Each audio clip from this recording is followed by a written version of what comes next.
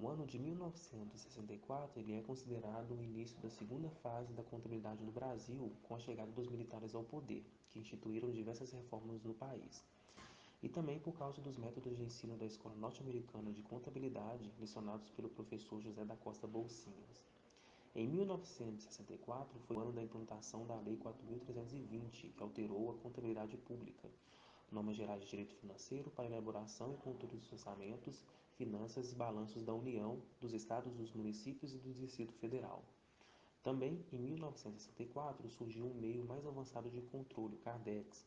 O CARDEX nada mais era do que uma ficha para colocar e anotar cada item da mercadoria existente disponível nos estoques, podendo assim conferir e controlar os saldos finais. Em 1965 é publicada nova legislação com um novo cálculo para o imposto de renda. Também em 65 é aprovada a lei que modifica a escrituração bancária. Na lei diz que os lançamentos contábeis deveriam ser redigidos à mão utilizando-se de tinta permanente ou lápis tinta. Em 66 é iniciada uma discussão sobre uma nova reforma administrativa. No artigo 65, trata da necessidade em apurar os custos dos serviços na esfera federal. Em 67 é aprovada uma circular que padroniza a contabilidade bancária, visando a mais eficiente fiscalização por parte das autoridades monetárias. Também em 67 é criado o Cruzeiro Novo, devido à alta inflação do período. Já em abril de 67, todos os documentos contábeis deveriam já circular na nova moeda. Em 69 é lançado o novo decreto-lei com novas regras para a escrituração. Em 1970, foram emitidas as primeiras notas fiscais. O processo de emissão das notas fiscais passou por várias modificações ao longo dos anos, mas sem perder seu intuito, que é a padronização da emissão deste documento.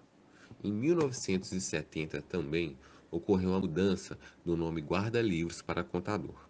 A origem desse nome estranho, guarda-livro, era proveniente de suas funções que era de escriturar e manter em boa ordem os livros mercantis das empresas comerciais.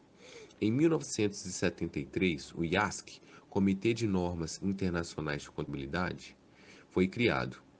Essa entidade foi criada com o objetivo de formular e publicar de forma totalmente independente um novo padrão de normas contábeis internacionais que possa ser universalmente aceito no mundo. Em 1974, o FIPECAF foi criado. A missão dele é prover apoio institucional, financeiro e operacional aos institutos de ensino de contabilidade e, para isso, dedica-se a fomentar, desenvolver e promover pesquisas na área de contabilidade. Em 1976, ocorre a publicação no Brasil da Lei nº 6.404. Essa lei dispõe sobre as sociedades por ações. A Lei nº 6.404 significou uma nova fase da contabilidade brasileira, pois institucionalizou as normas contábeis, provocações na maneira de elaborar demonstrações e no seu conteúdo e nos princípios contábeis. Podemos dizer que a principal lei da contabilidade, a Lei das SAs, foi criada com o objetivo de trazer mais segurança jurídica ao investidor. Dessa forma, o país estaria favorável para buscar recursos e assim desenvolver a economia. Ainda no ano de 1976, cria-se a Comissão de Valores Mobiliários, a CVM. Foi criada em 7 de dezembro de 1976 pela Lei 6.385 e tem por objetivo fiscalizar, normatizar, disciplinar e desenvolver o mercado imobiliário no Brasil. É importante ressaltar que o Brasil, por causa da qualidade da Lei das SAs de 1976 e do esforço da citada Comissão Consultiva da CVM, foi o país não saxônico que menos sofreu com a passagem às normas do IASB. Países mais economicamente, como os da Europa continental, sofreram muito mais porque tinham contabilidade mais defasada do que a nossa. Em 1977, ocorre o regulamento do imposto de renda. Cria-se a necessidade de adaptar a legislação do imposto sobre a renda às inovações da Lei de Sociedades por Em 1979, foi oficialmente instituído pela Lei Estadual nº 1989, em 23 de maio de 1979, o Dia do Contabilista. Com aprimoramento da tecnologia por volta da década de 80, surgiram os primeiros microcomputadores e sistemas de troca de informação. E também com a necessidade de interagir tecnologia com comunicação, surgiu assim a internet. E logo desde seu surgimento, o processo eletrônico cooperou imensamente para a agilidade do trabalho. Facilitou a integração dos dados, havia mais velocidade e exatidão em seus números, exigindo conhecimento mais abrangente, transformando os famosos guarda-livros em contadores.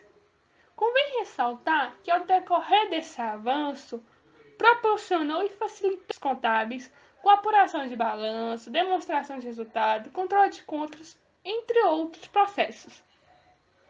Lei 7.256, de 84. A evolução decorrente da escrituração contábil fez com que, a partir de 1984, o impacto devido à primeira versão da lei, que trata do Estatuto da Microempresa, na qual elas e as demais empresas que fazem parte do lucro presumido tivessem a possibilidade de dispensar determinados tributos e também da escrituração, embora tivesse que manter a obrigação de arquivar os documentos relativos às atividades exercidas pela. Em 1985, foi criada a Resolução CFC 596, que trata da retificação de lançamentos contábeis. Retificação de lançamento é o processo técnico de correção de um registro realizado com erro na escrituração contábil das entidades. São formas de retificação: o estorno, a transferência e a complementação. Em qualquer das modalidades supramencionadas, o histórico do lançamento deverá precisar o motivo da retificação, a data e a localização do lançamento de origem. A primeira tentativa de formação no CPC. Em 85 surgiu a primeira tentativa de formação no CPC. No entanto, ainda era preciso a harmonização das correntes acadêmico-filosóficas, que veio se concretizar após muitos anos de negociação entre as partes envolvidas. A Constituição Federal. Em 88, no dia 5 de outubro, nascia a nova Constituição Brasileira, a tão esperada Carta Magna, que visava assegurar direitos constitucionais e toda espécie de benefícios em nome das liberdades democráticas.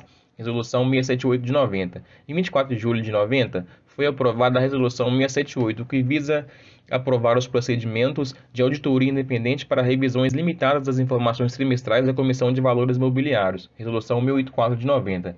Em 90 também entra em vigor a Resolução 684, que trata da escrituração contábil das filiais. A escrituração de todas as unidades deverá integrar um único sistema contábil, com a observância dos princípios fundamentais da contabilidade aprovados pelo Conselho Federal de Contabilidade, Resolução 686. Ainda em 90, é aprovada a Resolução 686, que fala sobre conceito, conteúdo, estrutura e nomenclatura das demonstrações contábeis. Transferência do CFC para Brasília. Em 91, o Conselho Federal de Contabilidade é transferido para a capital federal. Uma das razões foi para dar cumprimento à determinação contida no artigo 3º do Decreto-Lei 9.295 de 46, que prevê a sede do CFC na capital da República.